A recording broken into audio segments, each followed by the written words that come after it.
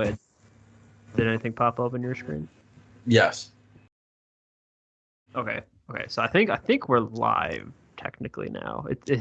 I have like a legal disclaimer on mine where it's like you need to inform all parties that they are now recording, but I guess they already tell you, so I don't understand that. Yeah. Yeah. All right. So, God, I don't know how to begin this. I've never done like a. I guess just start it the way you normally would, and then just introduce me. Okay, I mean, so this is all audio based, so no one can see the flashing Justin Foley name on your on your Skype call. But for anyone who is listening to this post tense, this is my friend Justin Foley here. I've met him through college, and we are continuing to stay in contact. And I don't think this is like an interview. We're just gonna have a conversation and talk about an interesting. Sort of interesting, I don't know, location very close to his house, up in New York. And Justin, what would that place be? The infamous or famous, depending on how you feel about all of this, the Amityville Horror House. Most famously a awful film series started off by Ryan Reynolds. No, not started. That's right, I'm sorry, the 1970s movies. And to be fair, this is not the only one, because I looked it up, and apparently it's not just the Amityville, like, whatever, that's the one he was in. There's also the Amityville Horror, which is a separate thing, which has like a 2-star rating on IMDb or something. Like, it's way, way lower than the 2005 stuff. It's like, I just don't get it.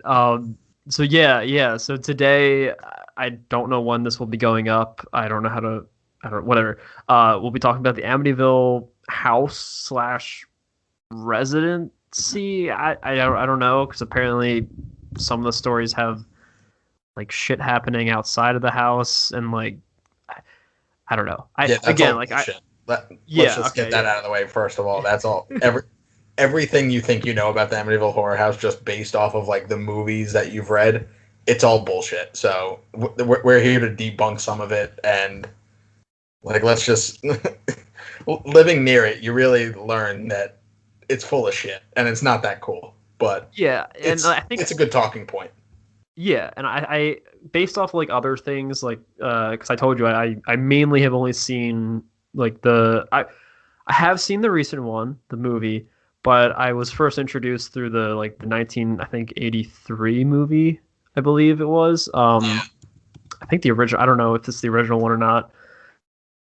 But I was that, and then later on I saw like the documentaries and stuff. On like the back when History Channel was aliens and conspiracies and ghost stuff 24/7.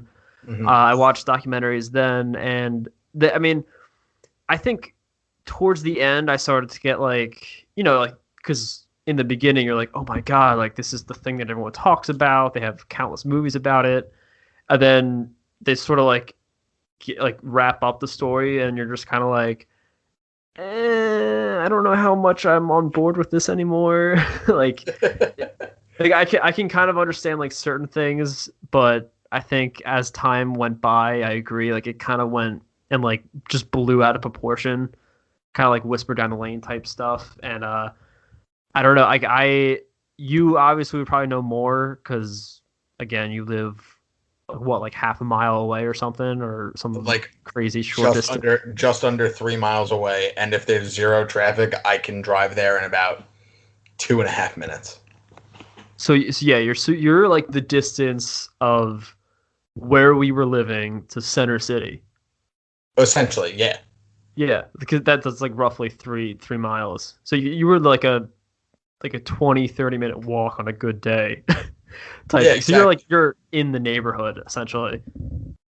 Yeah, for the most part. I mean, my suburb area is somewhat similar to the suburb area where the murders happened, but also different enough that you're in a very different town. Yeah. Okay, yeah. So I mean, but it's just to give a basis, because I'm sure some people would be like, "Oh God, ugh." So I think you said they changed it, but I'm just looking it up here right now. Technically, the address. Yeah. Okay. Because you mentioned they changed the address of the location on like Ocean Avenue. They didn't really change it. They just added 4. They went from 108 Ocean Avenue from originally 112 Ocean Avenue. Yes. But I don't know when they made the cosmetic changes to the outside, but the house now is essentially all white outside. So when I first went looking for it, I was going off the old picture, and I had trouble finding the house because, I mean, some of the houses do look like that going down that street. But this one, when you see it and you realize the address, it is very distinct. And then you realize, like, oh, yeah, there it is. Yeah, so what I'm reading like right here, it says the Amityville House officially sold in. So I guess this is the last time it's sold, or at least since this article came out from biography.com. It sold in February of 2017. I believe it's up for sale right now, actually. Well, I think it's always up for sale, honestly. It's a good investment. But yeah, because sort of. I mean, here it says that it was sold to an undisclosed owner for $605,000, which was $200,000 less than the original asking price, which makes somewhat sense. People negotiate. Yeah. It was owned previously by 4 separate families since the murders, and then one of those families during that time changed the address, and I guess at one point recently, at least, they changed the outside paint and like window shackles or whatever. Yes. But you said the windows were what gave it away, essentially, when you were because hunting for it. So one of the most haunting things about the house, and for anybody listening that doesn't know what I'm talking about, just look up the house. I have it up in front of me. It's creepy. It's not. Yeah, it looks like 2 eyes at the top of the house.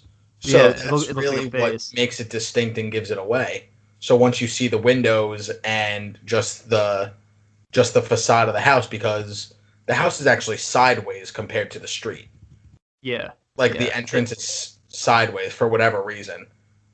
And there's not the backyard, and it's just a very awkward house on the block. So just the fact that happened to be the house, I think that makes it a little bit more creepy in my eyes. Yeah, I mean, from what I'm looking at, like the old dated photo, the black and white one, to be fair, it honestly looks like a jack-o'-lantern in a way. Like it has like the stem would kind of be like the chimney in the center, and it kind of like wraps around, and you got those like weird, like curved triangular looking like attic windows, I guess were the ones you were talking about, the ones up on top. Yeah. Yeah, so then like you have those, and then you have like 2 windows for like the second floor. But I mean, back then, I guess the house was a much darker color. Like it was like dark red or black or like a navy tone. So it was definitely more ominous looking than what it would be today, which you said is like white or something. Yeah. So yeah. I don't know at what point they decided to change it all white. I guess just to maybe hide it, because a real problem, just talking to like some of my friends' parents who lived in the area, one of my friend's parents like actually knew Ron DeFeo, the guy who murdered his family in that house. One of them like actually like used to go out to the bars, and like he would be there all the time, and like they got to know each other, which is just absolutely insane to me. Yeah, I mean, he was our age when he committed the murder. He was 23. Yeah. So it's just it's very creepy. It's very crazy. Yeah. I mean, nothing like that has ever happened in my town that I've known of, at least. So like, I can't even imagine. Yeah. Like, someone you went to like high school with or something, just doing this after like college at this point. So I mean, it's bizarre. I mean, so for anyone who doesn't know, who was just mentioned, Ronaldo. So Ronaldo J. DeFeo Jr. I thought it was just. I think that's his whole name. I could be wrong. So he murdered his like whole family in their sleep essentially in the house back in I believe it was in the 70s, either 74 or 75. I think it was 74, November of 74. Okay, yeah, that may make sense.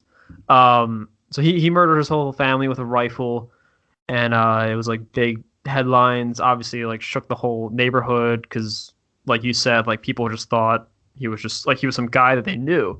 It wasn't, something that they were really expecting, or like no one would expect that, especially from like a small little like essentially suburban-esque area, I guess back then, especially too.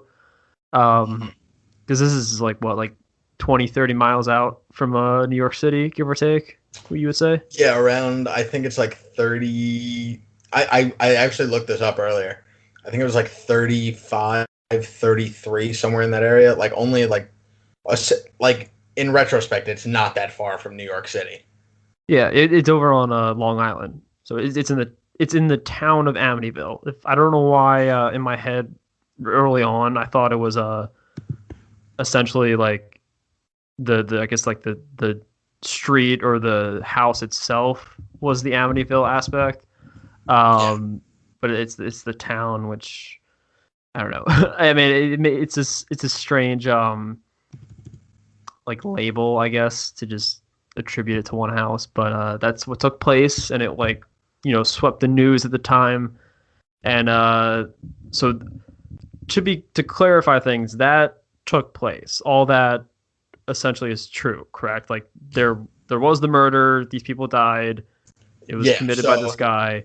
Yeah, exactly. So what is completely 100% true is this guy, Ron DeFeo, killed 6 members of his family, his mom, his dad, and I believe his 4 siblings.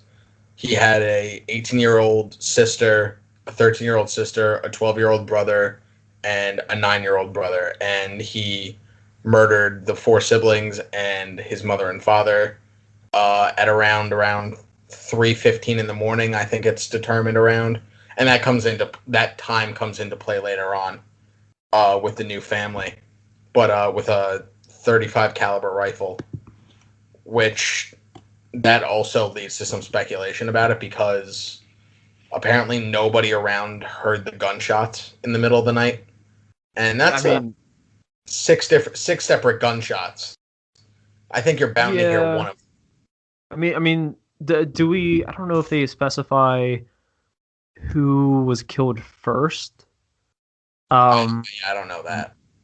Because in my opinion, at least from my own experience, especially when I was a kid, I would sleep through anything, like anything and everything. A car could crash through my like we live, at least where we were staying, we live right next to train tracks.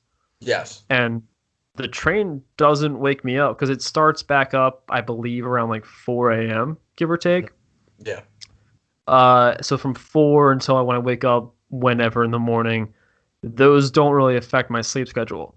So I can sort of understand if like maybe the parents were killed first, that the kids may not have woken up. But like again, like it doesn't seem like they clarify whether or not who we killed or what order they killed people in. But I don't know.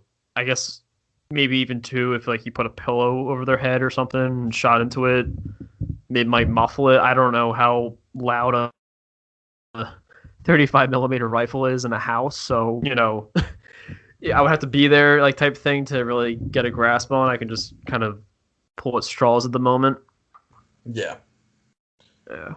So for those of you that have seen the movie, you would be aware that the movie isn't centered around the murders themselves. They are centered around the family that then purchased the house and started to experience some paranormal activity that they claimed was happening in the house, and they ended up only staying there for less than a month after they moved into the house and bought it.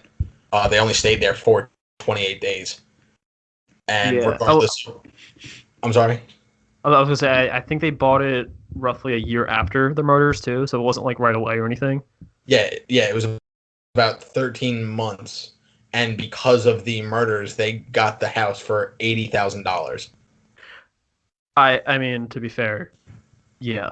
I mean, you have to disclose like recent deaths in a house, anyways. So a mass murder would very significantly slash that market value for the house. I agree. I just didn't think it would slash it down to $80,000. Like, that's well below market price, even for a murder house. That's way below what my family moved into in the Philly suburbs back in, I think, like 2007 or something. Like, we paid like twice that much. So it is crazy to think, like, even back then, and like this is in Long Island. It's pretty decent, like, location and all that type of stuff. So yeah, it's significant. Yeah, and I would just like to state for everybody that don't move to Long Island because it's very expensive here. So Amityville is right next to Massapequa, and Massapequa is like the border of the new county along with Amityville. Suffolk County was rated like probably, I think it was the #1 most expensive place to live in the world. So I know that's unrelated, but just please don't move here if you want to have money. It's just not fun. Yeah, I told you my brother's up there right now, and he's staying with all his like rich quote unquote friends, and I'm just like, oh god. Yeah. A little dweeb. Yeah, I like your brother at one time. That's true. So yeah, okay, so this new family moved in about a year later, and they stayed roughly about a month. Their last name, I believe, was the Lutz family, although I don't know if that's their real name or if that's just a name.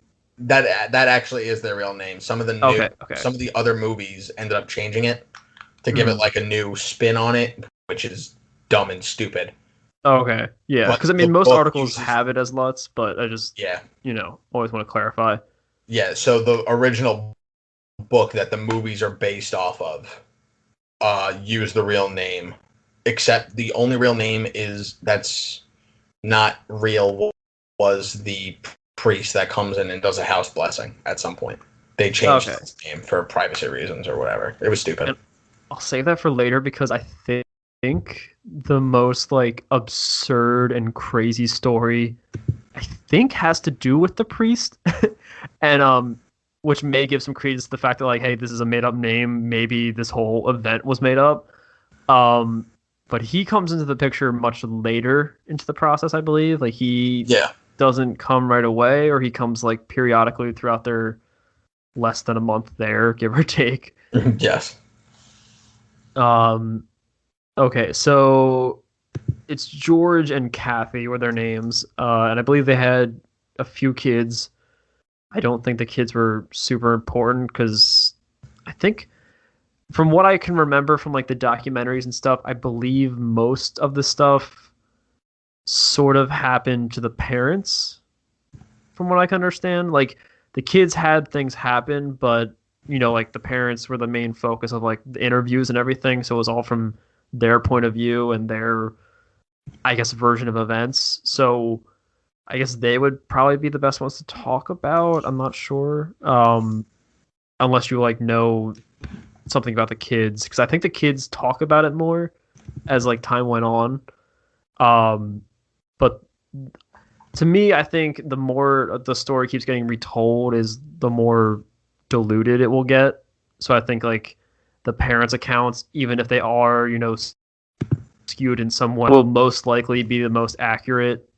But again, accurate is a quote unquote term at this moment because basically everything that happens within this month is like take with a entire canister of salt. Yeah, so one of the big things was that the dad, George Lutz, the father that ended up buying the house after the murders, it was said that he would wake up at around 3:15 every morning, which is around the estimated time of the actual murders by Ron DeFeo. And it's not like he was setting an alarm for that time. Like, he would just randomly wake up around that time almost every single night because, like, he would just have this feeling that he just had to wake up around that time. Mm-hmm. The family claimed to smell strange odors. They would see green slime oozing out of the walls and the keyholes. Apparently, the dad had a history of dabbing in the cult, like in a cult. It was just very. Mm-hmm. It's like there's so many different angles to this story. Like some of it is just like, yeah, okay, that's creepy, and other is like, all right, like this is horse shit. Yeah.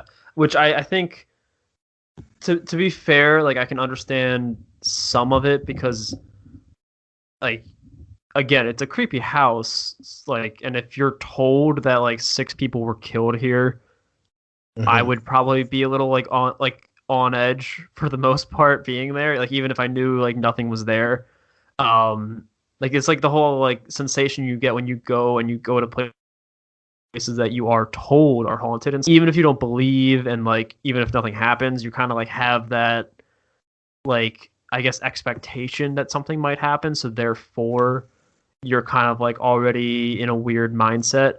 So I can kind of understand like maybe just normal noises that you would hear every day in that environment might spur some more like suspicion or I guess like anxiety.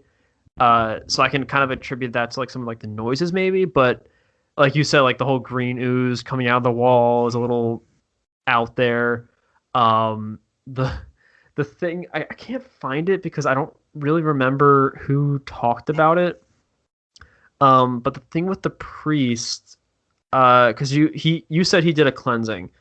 I believe in some reports they say he just did like a full out exorcism, which I don't think you can technically even do on your own. Yeah, I don't even know how that works. All I heard was like, and I heard that he, like maybe something else happened, but the version I had heard was they moved into the house and then they were urged by like whoever was like selling them the home or like a close personal friend, like before they moved in there, like, hey, you know, like better to play on the safe side.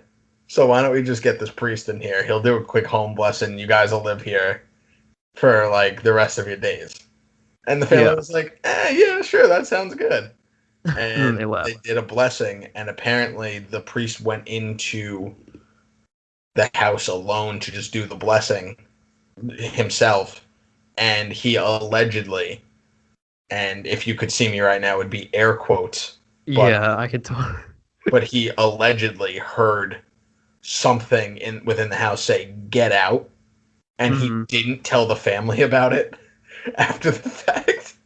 I could have sworn though that because I think he comes more than once from what I can from like I don't know, it's just from what I can remember like reading or hearing from like another account that the priest in particular had other stuff happen to him. And okay, hold on, I'm trying to I mean it's completely I mean it's possible. I know. I think it happened to the wife too, but I'm pretty sure it happened to the priest during either this moment or whatever moment he came into the house. That they're like swarmed with flies, like just insects that come out of nowhere. Yes, did you hear about that? Hear that. Mm-hmm. And they said it was particularly weird because when they bought the house, so they bought the house 13 months after the murders. So it happened in November, which means they would have bought the house in like December, January-ish. Mm-hmm. Right? There's no flies in winter. Yeah, especially up here, up north. Like, exactly. I mean, maybe you might get like a stink bug that like found its way into your house, but everything either dies or is gone for the most part. Exactly. Like they just can't sustain themselves in the cold climate that is the Northeast. So, I mean, that was one thing that was just like, oh yeah, they had flies all over their house. It must be haunted. Like, no, maybe you just have a really bad insect problem. Yeah, and also too, you said that they have I forget what the word you said. They have water near, like, right out back of the house. Yes, correct? they have a canal in their backyard. Okay, yeah, I mean, like, I mean, obviously they said flies, but I, like, mosquitoes, live and, like, thrive in those sort of, like, weird wetlandy type environments. Yeah, So I exactly. can maybe, like, that it all just came from there. Like, bugs just were able to seep in if it was like a warmer winter or something. But I don't know. It just seems odd that, like, you would just pop out of nowhere. Yeah. But one quick thing that I want to bring up before we move on to, like, the just absolutely like just outlandish claims is I want to take a step back to DeFeo himself, because I think he, like, despite this being like a horrific event, him, like, himself, I think plays a lot of, like, credence into the fact that this story went out of control, because throughout the years he keeps, like, changing his story nonstop, and, like, Yeah. his like, so there's, like, two, like, timelines, I guess, so to speak, which would be, like, the point in which he kills his family onwards, and then once other families start living in the house. And his timeline just keeps going because he keeps changing his story. And, like, some people say that there's, like, a mafia angle to it. Other people, and I think this is the one that sort of blew up the whole, like, paranormal, like, craziness, haunting type stuff. Uh, People, I think, played up the fact that he may have been, like, hearing something, or something, like, compelled him to kill his family. Yeah. Uh, Yeah, definitely. which I don't think helps his case. And I think officially he was declared, like, mentally unfit in general.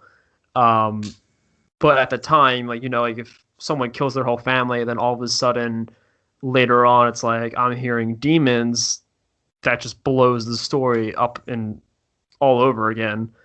And so I just want to, like, bring that up because I think it gives some, like, context as to, like, hey, this guy did this horrific event, and then nothing happens in the house until another family with, like, somewhat similar, like, family dynamic sort of thing moves in.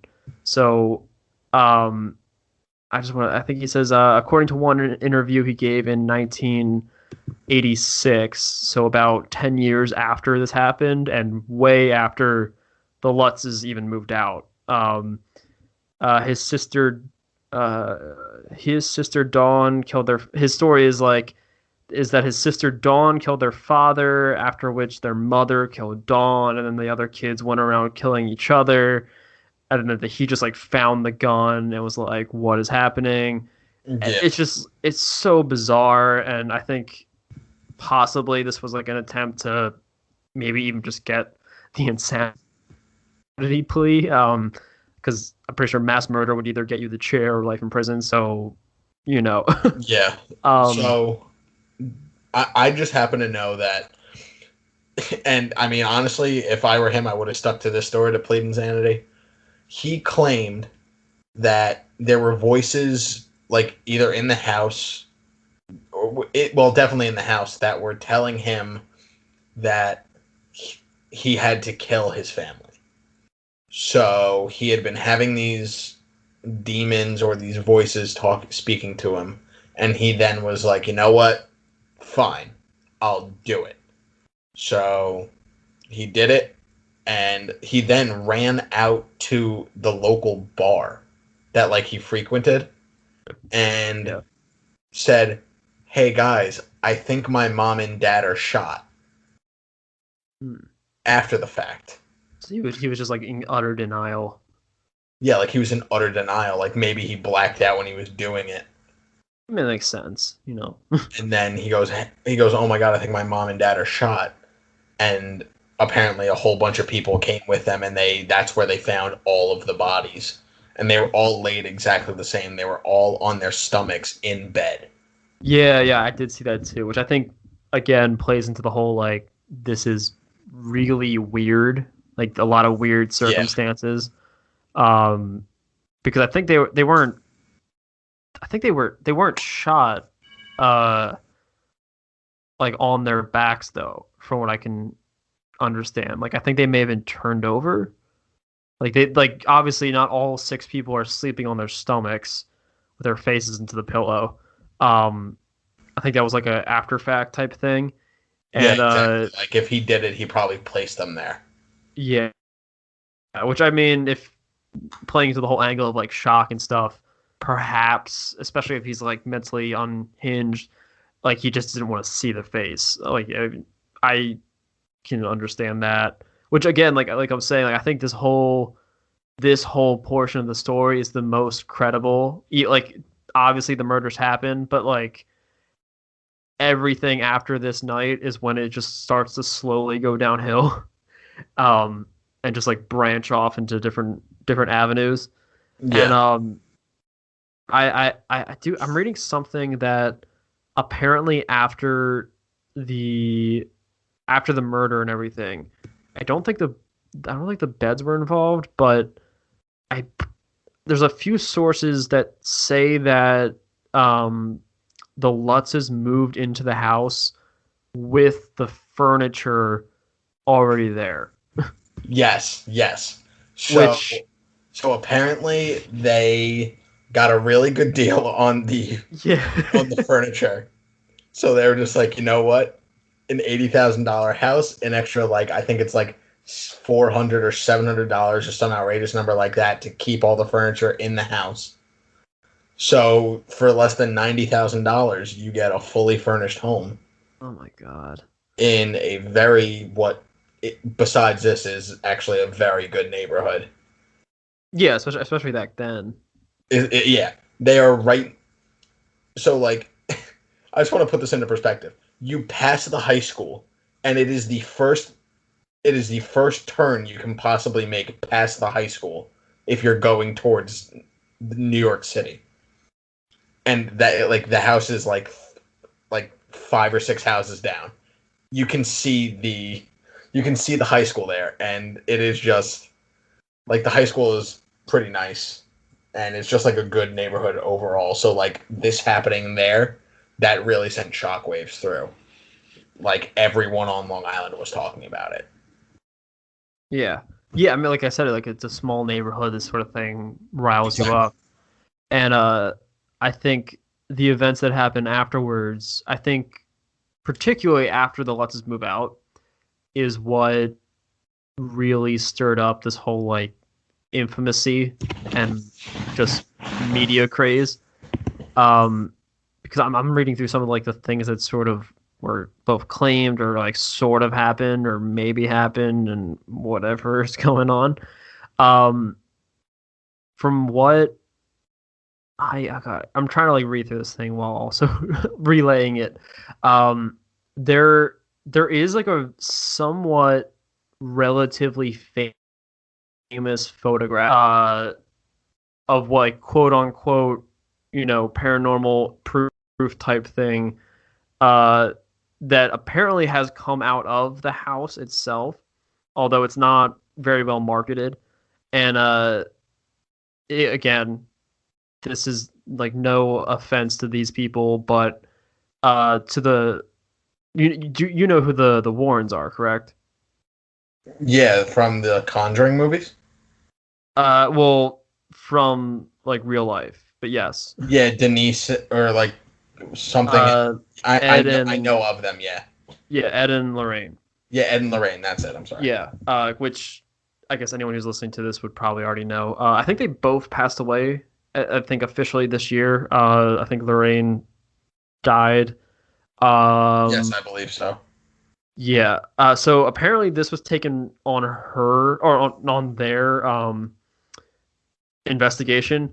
So on your end, could you Google just like demonic boy photograph? just like the most stereotypical keywords. Just type that in and I'll see if I can like guide you through this somehow. And I'll pull it up on my end too. Because this photograph is relatively, again, well known. Or at least you said like demonic boy. Yes. Just Google demonic boy. I think so. Hold on, I'm pulling it up too. The Amityville ghost boy photo. Yeah, it's like the first things that pop up. History versus Hollywood. Yeah, let's see this. I mean, again, like people would still highly debate it, but apparently this photo was taken on their investigation, and like with no like context or whatever. And there are other photographs like of the same angle of just like back to back shots that he doesn't technically pop up in. So I don't know. But again, like this wasn't highly advertised. The fact that this took place in the house during their investigation. Yeah. But apparently that allegedly people think might, be one of the kids that was killed. That's just still chilling there, hanging out, and being all creepy like a cat. I mean, that's really creepy, actually.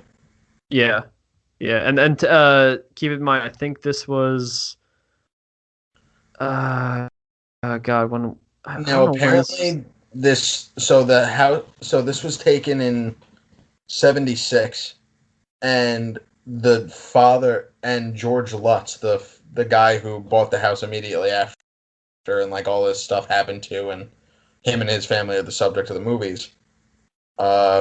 He revealed the photo in 1979.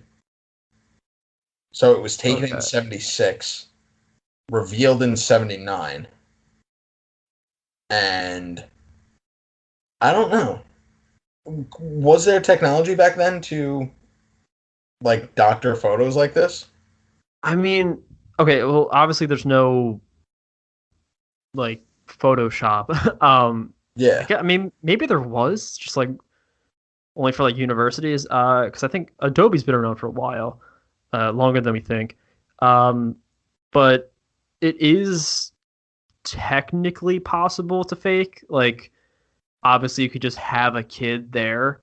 But quote unquote like ghost photos are pretty easy to fake. It's like a whole like spirit photography, whatever thing that a lot of like con artists could do. And they could do that essentially since like cameras have been a thing. It takes a bit more like prepping, so to speak, to do, but it is possible. A lot of those techniques would have to do with like double exposure and stuff like that. Yeah. However, and I'm no photo expert, but I'm pretty sure that most people don't believe that this was doctored. I don't think they are like confident whether or not it was staged, but from what I can understand, what I've like looked up, they don't believe that this is like a double exposure. I could be wrong. Like I could be 100% wrong, but to what other people have like gone in and like analyzed this, there's like this is like a physical like black and white on its own type photo. There's no double shot overlaid type stuff to like superimpose him into the shot. Yeah. But it could easily just be a doll or a kid or a mask just like sitting up, because it like everything else is essentially covered. Like it's literally just like the head, so it's like you can sort of see like a figure, but it's like it's all the same tone and it's all like the same shape. Like it could easily just be like a stand or something that's there behind the railing within the bedroom doorway. And like again, like this again, I'm not like a photo expert, but I can edit photos. But the fact that it's in black and white too is like, even if it was manipulated somehow, it's so much harder to like tell whether or not a photo is edited, or I guess you can hide the edits a lot easier when it is black and white. Like if it's color, it's a lot harder to really hide that or mask it. So I don't know. It's neat that this came out of that location though. I believe this specific this particular photograph definitely creeped me out when I was younger, and I was like, I don't want to see that when I walk up the stairs. But yeah, like that, like when that photo came out, that just added more fuel to the flames. But I think people for the most part have been like debating whether or not this has been fabricated since like the beginning. But the Lutzes are like the prime advocates for like this did happen to us. And I believe the Warrens do too. From what I can understand, like they were pretty adamant that like this happened, but at the same time, like they got a lot of credibility and like fame out of it too. So who knows? But from what I can understand, the Lutz kids still talk about this, or maybe just like one of them. Like to this day, they'll still very much be like, yeah, this happened.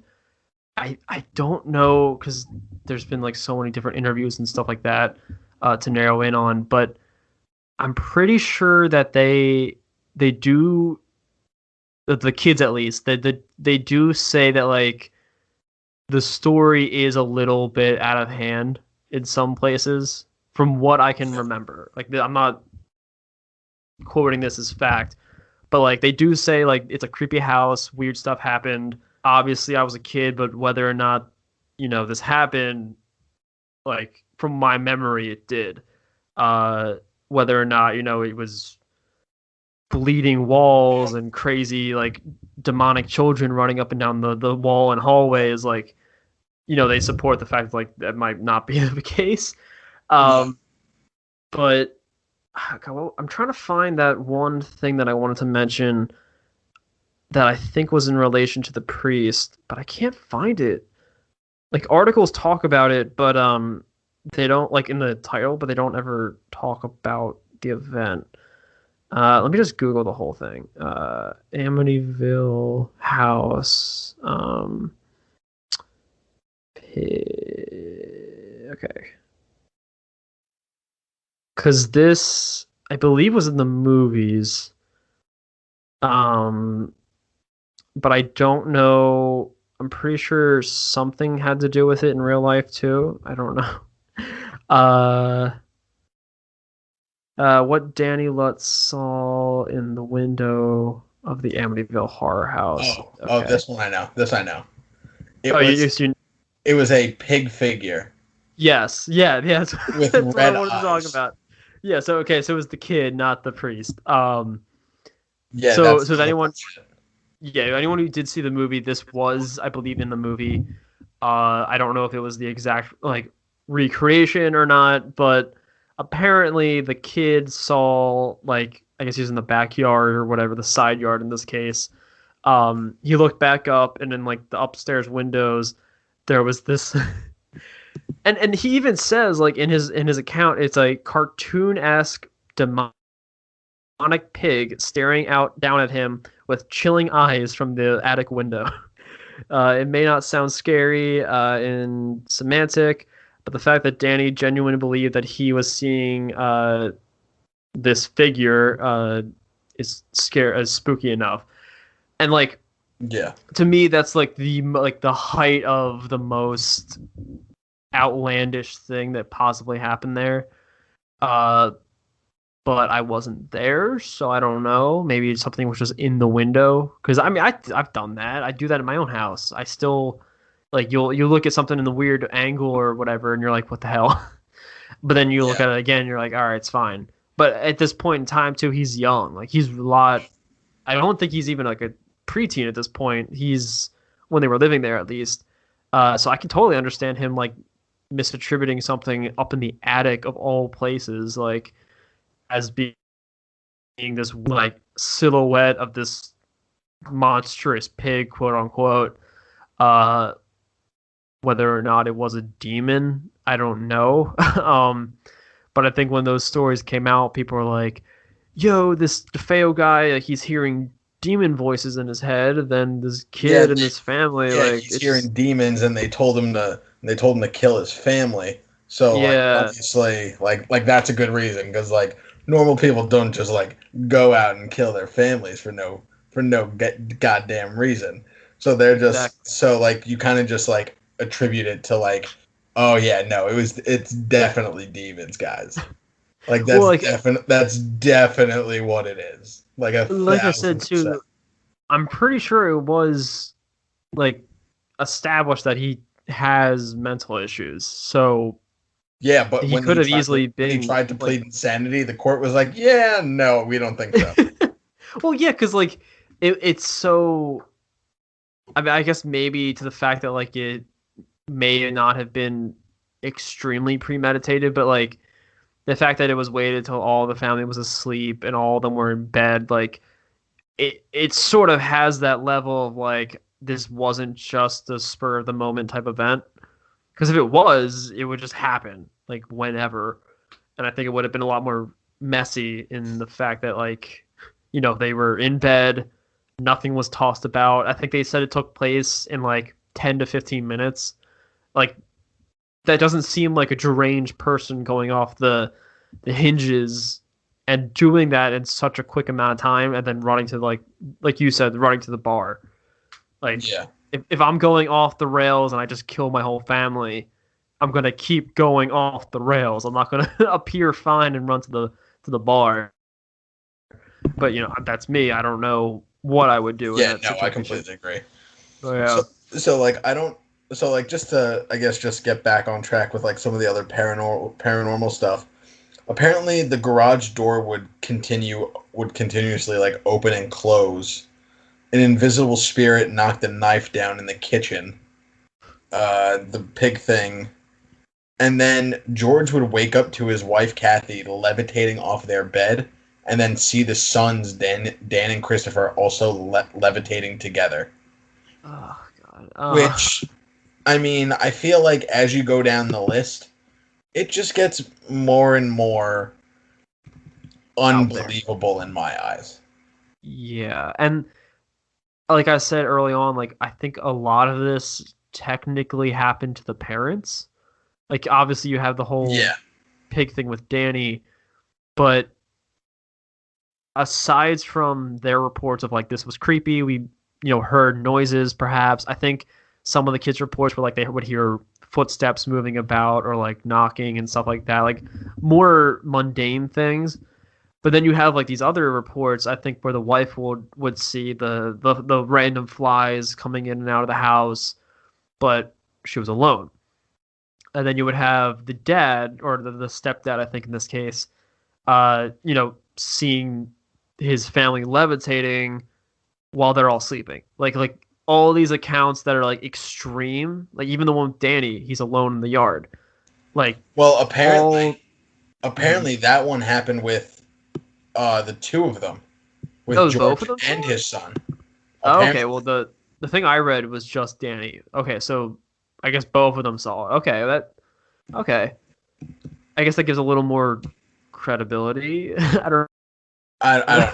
Maybe. Yeah, I think I don't think it took place at night either. Like it was relatively light out from what I can understand because they're outside playing. I didn't. Shane, I'm going to be completely honest with you. I didn't know about the pig thing until I read about it 10 minutes before we started doing it. Me neither. I thought it was just a movie thing because I saw like it was in the more recent film. I thought that was just a complete like add-on by the director or whatever.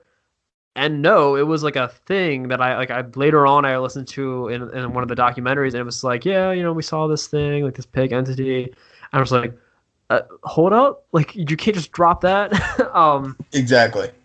But yeah, like I don't know, like when it comes to like full body type stuff, like seeing physical like entities, to me when it like in just in general when it comes to like the whole paranormal stuff, I'm interested in it obviously because I'm doing this podcast.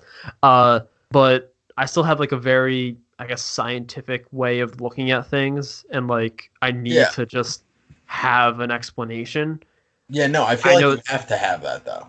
Yeah, and like I understand people who are like hardcore firm believers and hardcore firm like skeptics, but I don't know if you can really, or if you really should be one of those people when going into these types of things.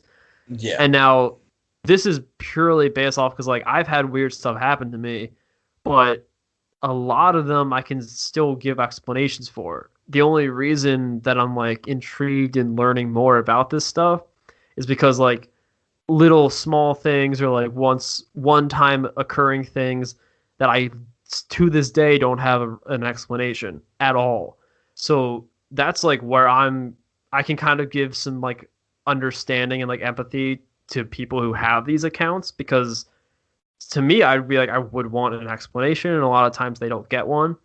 So like I keep saying, like I don't know if this happened or not. Like I'm skeptical, and I am a little more leaning towards the fact that this may have been made up, or like not 100% made up, but you know, like fluffed up a bit.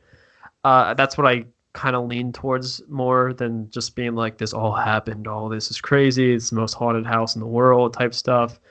Though there are places, to be fair, I know I sound crazy, like I'm like, oh, you're a hypocrite. There are places where I'm like, I haven't been there, but I kind of believe this just based off like the sheer amount of people that, you know, will back up the story. Because like here, I think for the most part, other families don't report stuff from what I can remember. Like I'm pretty sure for the most part, it's predominantly just the Lutz family, the priest, and then like the investigators that went there of that time. Yeah. Yeah, because like if this was a prolonged thing, I could maybe understand it a bit more. Or if this was 100% real, maybe it wasn't the house, you know, like maybe it was just them and they just happened to be in the house when it was happening. I don't know, but like you live in the area, I'm certain that people aren't screaming and running out of the house still, right? Like I don't think that keeps happening. I'm pretty sure it was just the Lutz family, and then it just happens to have a lot of owners throughout the years. Yeah, so it's just I mean, if anyone can't tell, I think this entire thing is a load of bullshit. I think the guy was just crazy, or maybe he was hearing voices, but they weren't demons, they're just inside his head. And he decided to kill his whole family because of it, and I think the whole thing is fabricated, personally. I don't believe a lick of it. Well, yeah, well, like I said earlier, like I think like anything that happened that night of the murders, I think up until that night ended, everything was real. Like everything that happened. Oh yeah, like that's confirmed. Yes, and I think everything that happened up until day, up until he like went and said, because he also called the police. He called the police saying, "Hey, yeah, like my entire family is dead in the house." Mm-hmm. Yeah, like I said, he's the one that called the cops, and then what finally did him in when they started thinking about it, they were just. He apparently asked how to get the insurance money, and the cops were like, that's not the right question to ask here, buddy. So then they looked more into it, and they were like, he did it. Oh my god, dude. Yeah, this guy wasn't the sharpest crayon in the box, let me tell you something. No, not at all. But, like, I think since that point, like, obviously he dug his own grave. But that was, like, the climax of when everything just went boo. And then come, like, the late 70s into the 80s is when the whole paranormal stuff came. And I think just since then, it's just had that, like, obvious. I don't know if I don't want to call it fame. I would very much put it under like infamousy, because there's just so much debate and like so much like ridicule and back and forth and like all this weird stuff that I think from that point onwards has just surrounded that house. Like that whole, because I like the owners there today, like obviously as we stated early on, like they're trying to get away from that type of stuff. They don't want that image associated to the house. And they don't report anything happening either. So it seems to like kind of play into the fact that like, you know, maybe this was, you know, blown out of proportion. Maybe they heard a few knocks, but maybe it wasn't paranormal at all. Like it's just that type of stuff. Yeah. So it's just and I don't know if you read this, but the one thing that gets me is there's like a whole falling out thing afterwards, where the lawyer who originally like had their back and was like helping them bob and weave through all of like the mainstream media's appearances and the movie deals and the book deals. Apparently, he came out in 1979 saying the three of them came up with the story over many bottles of wine and that it was a hoax. Yes, I remember this now. Yeah, he like did a 180. Yeah, because like they got into a dispute over money, and then he was just like, you know what, like this is done. But I guess you could also play the opposite side of the coin, where it's like they got into a fight about money. So then it could have, let's just say, to play devil's advocate, it is all true. He threw them under the bus. And then he throws them under the bus. Yeah. Lying about it. But the one thing that really gets me is apparently the husband and wife took a lie detector test, and they both they passed. Yeah, they passed it, but like... Which they're not reliable. But still, like if anyone listening takes hard stock in lie detector tests, boy is this the story for you. From what I can understand from lie detector tests, obviously nowadays they're not admissible in court. But I think they're still predominantly used mainly not to like 100% like tell obviously if someone's lying, yes or no type stuff. I think they're mainly used as like a starting point for further investigation based off of like analyzing someone's anxiety levels. So they know now that like you can be lying and pass, or you could be telling the truth and fail. But what they kind of look for nowadays is like, is there a shift in like anxiety? That's what they kind of measure, which obviously back then they have a much more rudimentary way of looking at it. And they both passed. So in their minds, they're like, their conclusion is either A, this is true and they're telling the truth, or B, this is false and they believe it's the truth, or like maybe it's just one of those situations where it's like they've just lied so much about it, they suddenly like start to believe that it's actually true. Oh yeah, I mean, to their credit, like if you today go and see like a horror movie and you're like, like that's silly, I went there for like a joke with a friend, like it's just for entertainment, and everyone's like, yeah, it's for entertainment. Bullshit. 8 out of 10 you're gonna go home and you're gonna like be a little on edge, like as much as you think it's fake and as much as you played it for laughs, like you're a little on edge for that reason. like whenever you hear like ghost stories or like campfire type stuff, I remember when I was super young, and I didn't know it was fake at the time. For anyone who knows this story, the oh god, what's it called? The Russian sleep experiment. Yes. Yeah. Newsflash for anyone or any kids out there listening. Sorry to break it to you, but that's a creepypasta that someone made up. It's all fake.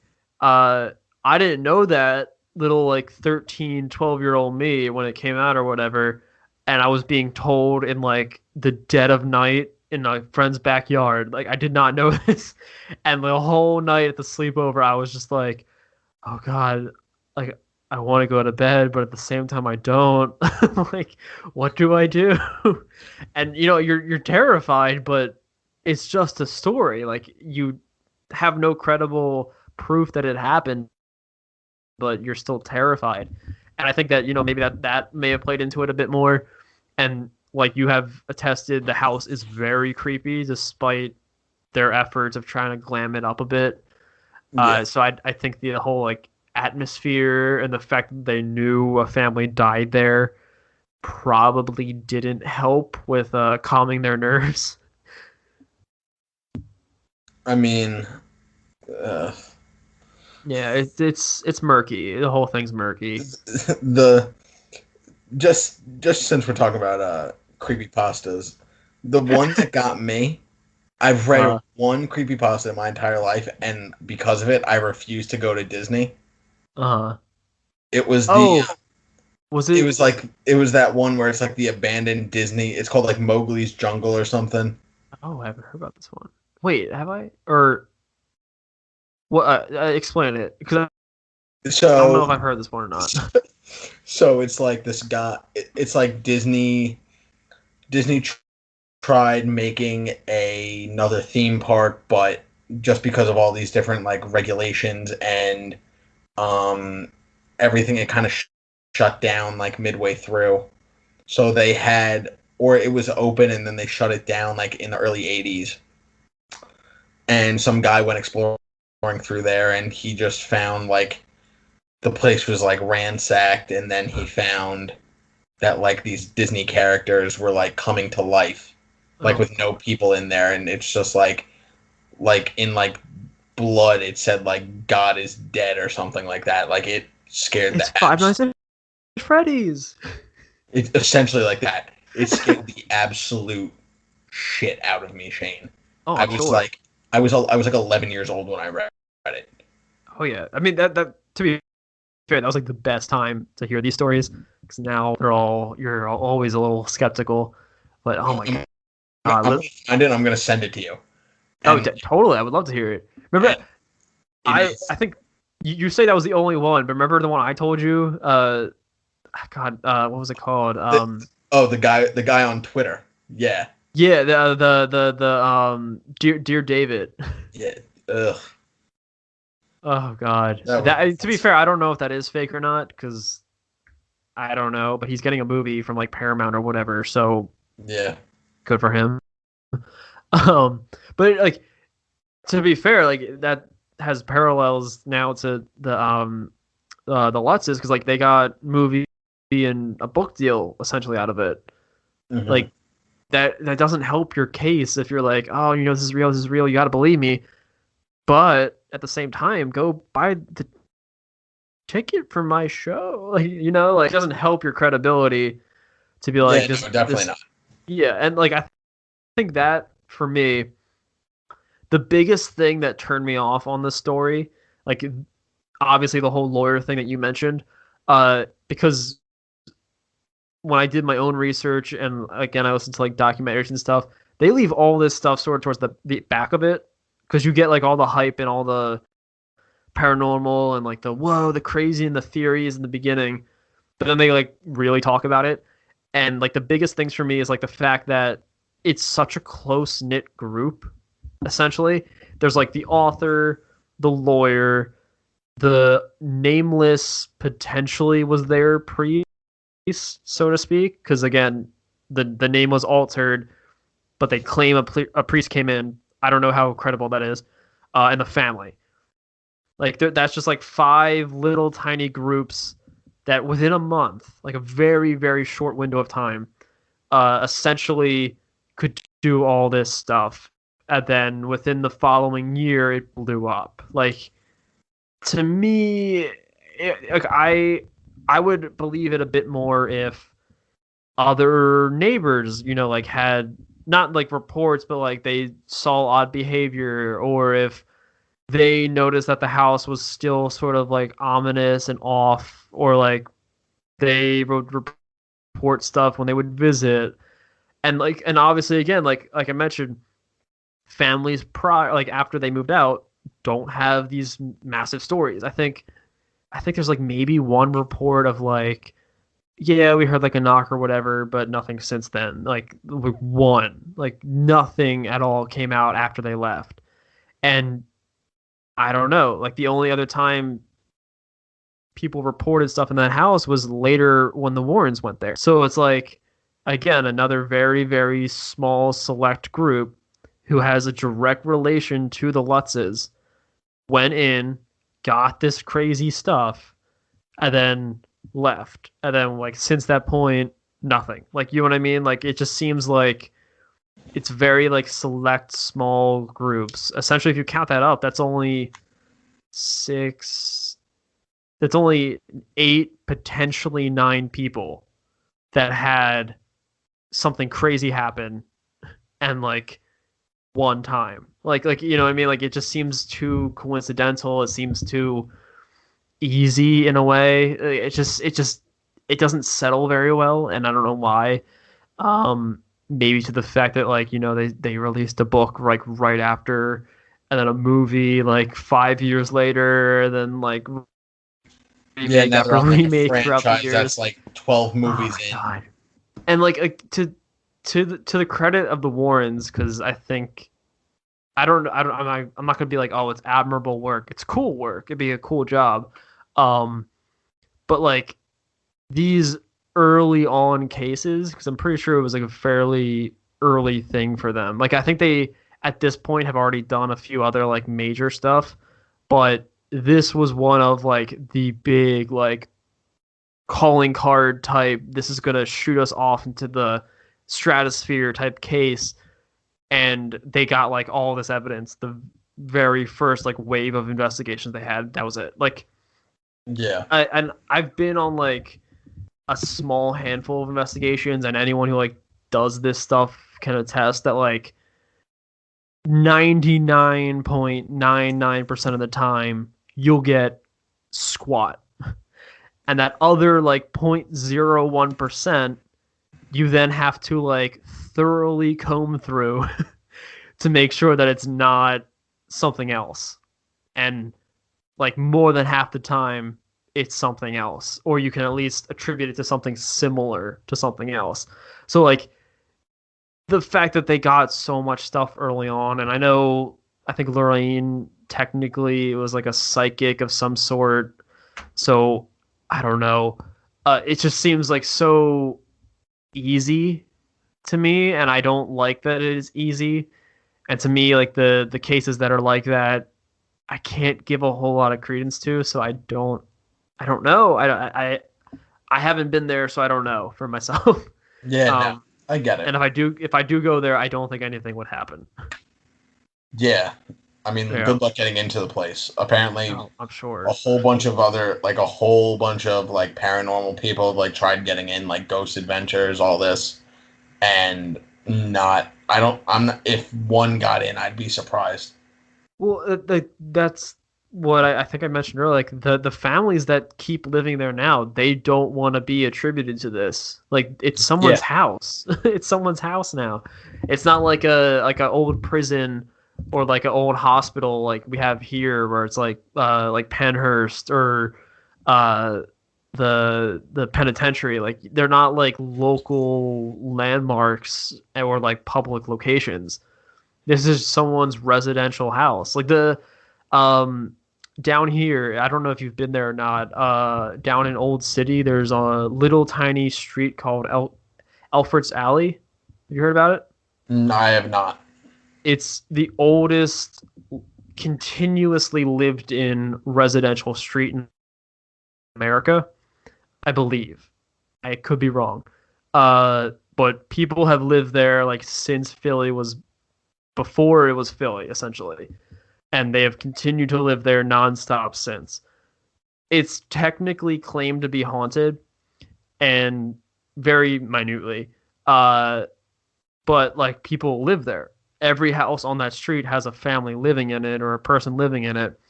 And nonstop every day there's like a walking tour that goes into their street, and it's like a very small like alleyway essentially type street. Yeah.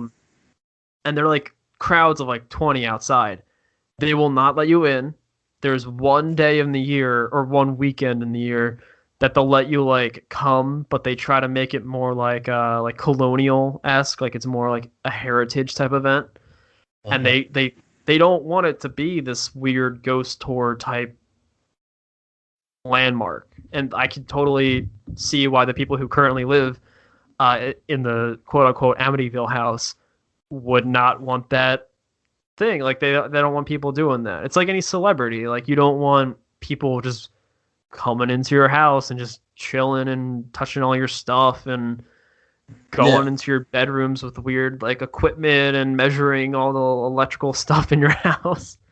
Like I wouldn't want that. Yeah.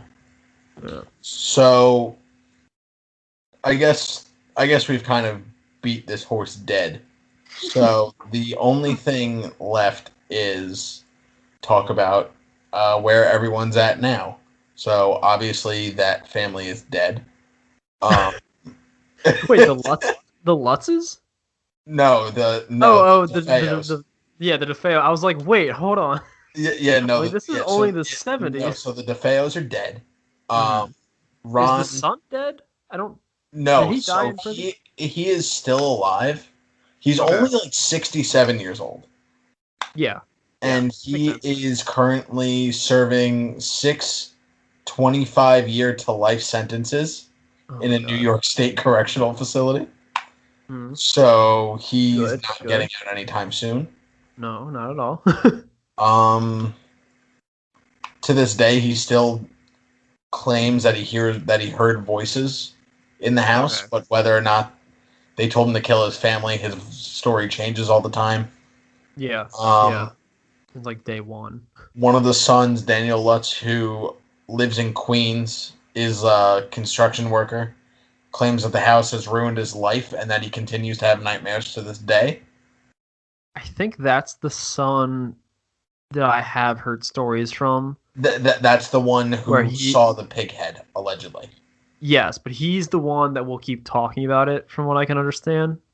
Like he's a little bit more open about like that. Like obviously, like you said, it ruined his life. Like it Yeah. gave like it. He gives a little more credibility to like even if this was like a made up thing, like it happened. It was real to him in some regard. Um, I think he was the one because he's like a little heavier from what I can understand. Uh, is what I can remember from the interview and the documentary from like years ago. So yes, okay. Moving on to the other like 4 or 5 people. Um, as far as I know, that's it. That's all that they really have on anybody else. Oh really? Oh, okay. I'm assuming maybe the husband and wife are still alive for the Lutzes. I'm guessing the sons are still around. Well, So the I think if the family was alive today, they would be really old. yeah, I mean maybe, definitely, probably. Uh, I think I think the parents are dead. And that's like really morbid. Um, I just looked up Lutz family today, and it's really weird. Um, I think the dad George. It says he died in May of '06.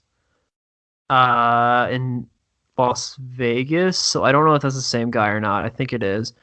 Um, Oh yeah. So I just found an article written by like our local newspaper here on the island. uh-huh. It says George and Kathy Lutz are dead, and Yes, and Daniel's yeah, siblings declined to participate in the film. Kathy died 2 years prior in '04 from emphysema. I believe that's cancer. I could be wrong. No, it's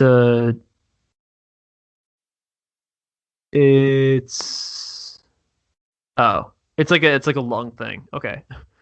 Um, so she died in '04. He died in '06. Um, Oh my goodness, there's more to the story that we didn't even hit. wait, really? Really? Wait, there's 3 kids. She had a third kid. Yeah, Wait. but it, Oh, wait, that's right. Yeah, they had a I daughter. guess that child was so young it didn't matter. Damn it. Why do I forget that? No, damn it. I should have remembered the daughter because in the movie, I think she's the one that tries to walk off the roof. Oh God, it's like the only scene I can remember from the movie. The new one, like she tries to jump off the roof because her friend told her to. Oh well, Forgot about her. here's a We just completely here's a missed. snippet from the article. This is Okay. this is a real doozy. Mm-hmm. Daniel insists that the Amityville haunting was real and blames it largely on his stepfather, George Lutz, whom he loathed.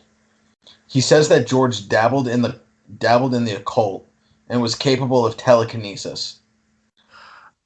Daniel also claims that he himself was possessed by a spirit a la The Exorcist, complete with a violently shaking bed. Okay. um. Okay, so I'm just gonna go ahead and say that this guy is also crazy. I mean, it's either that or he's really committed young. To making sure that this goes well. Yeah, and like to be fair, like he was young. He was very young at the time. Yeah, he was 9 years old. Yeah, so I think some of this could potentially have some credibility to the like a delusional fact of it. Like just throughout the years, it's like imprinted and like morphed and created its own story, so to speak. But like you said, the people who could have fabricated the story was like the lawyer, the family, and like the parents, so to speak, and like they tried to get a deal out of it. If the parents were trying to make some of these things happen and they wanted more people to believe it, I could totally understand them going out of their way, especially George in this case, because he's like the stepdad or whatever. And a lot of these stories seem to relate around him. If he really wants people to believe them, why not set things into motion to where your stepkids and your wife possibly believe the same thing? You know what I mean? Like maybe just, like maybe the fly thing, maybe he puts them into the vent or something, and then with his kids, maybe he rigs something up or puts that pig thing in the attic. Like, you know what I mean? Yeah. Yeah, so I can totally see that happening. And like I said, like I think most of this had to do with the dad for the most part, which is why I think a lot of people give it more credit to the fact that like maybe this was the house doing something. Because people are like, oh, well, now the dad's showing similar signs to what the DeFeo boy was showing, and like it's possessing him now and all this type of stuff. I think that was a big part of the story too, where it's like it's moving on to the next victim, and he'll eventually do the same thing to his family, but obviously his credibility in the story keeps going down and down and down each year as more evidence comes to light and contradicting stories come out. And I forgot that there was like a possible occult angle. I feel like it varies, because I feel like I've heard something where it was like straight up, it's like, oh, he did witchcraft. But then other stuff was like, oh, he had like a Ouija board at one point when he was younger and like stuff like that. But I don't know. And I don't think anyone proved it, whether or not like he actually did that. So who knows? But yeah, I mean, it's odd that, I guess it's not odd that we don't know where the other two kids are. Because I would very much want to keep that private. I would not want to be out there. I guess Danny doesn't care. Yeah. So, I mean, that's really... I feel like that's it. Like, there's not much left to say. Yeah.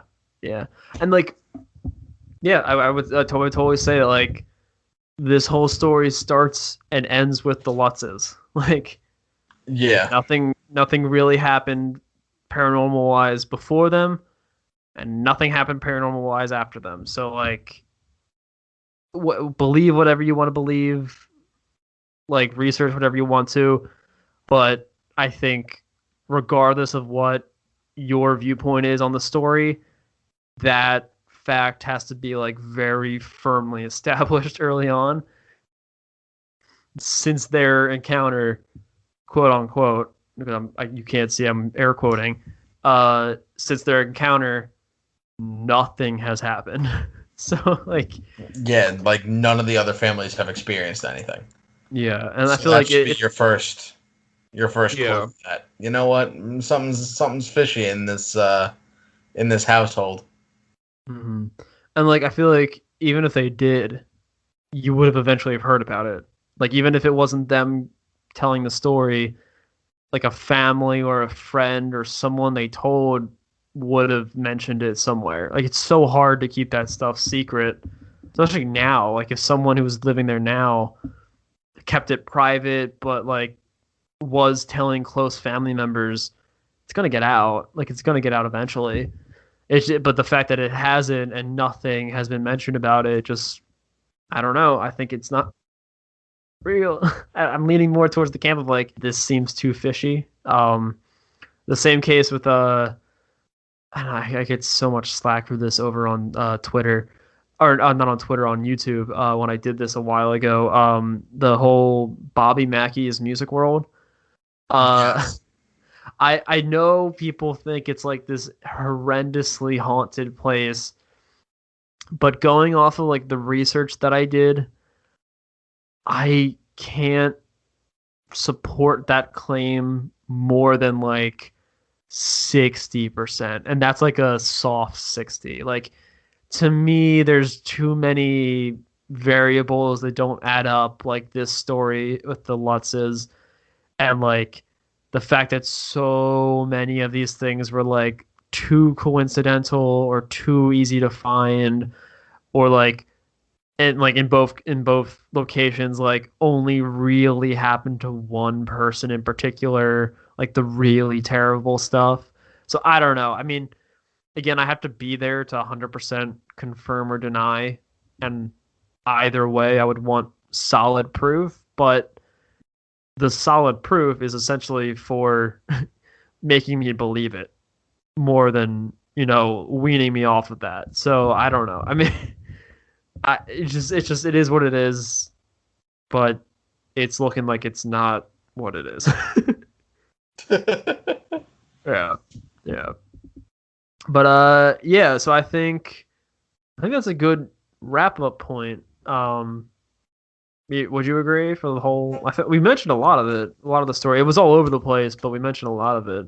Yeah, I mean, I feel like it was all over the place because the whole story itself is all over the place. Because like this becomes connected to that, but it's also connected to a point that we made 10 minutes ago. Because like it's just the whole story is all over the place, just like Ron's story to the feds, or like the movies or the books. It's just it's absolute. It's bonkers, really. Yeah. So I guess this will be the ending point. Thank you for coming on as the very first official guest of the podcast. Of course, thank you for having me. Yeah, do you just want to like plug yourself with whatever you want for people? Obviously. Sure. Yeah. You can follow me on Twitter and Instagram at Froley393, FROLEY 393. Mm-hmm. And so my friend Vincent and I have a sports podcast called the Long Islander Podcast. We're both from Long Island. Talk sports, have a lot of fun doing it.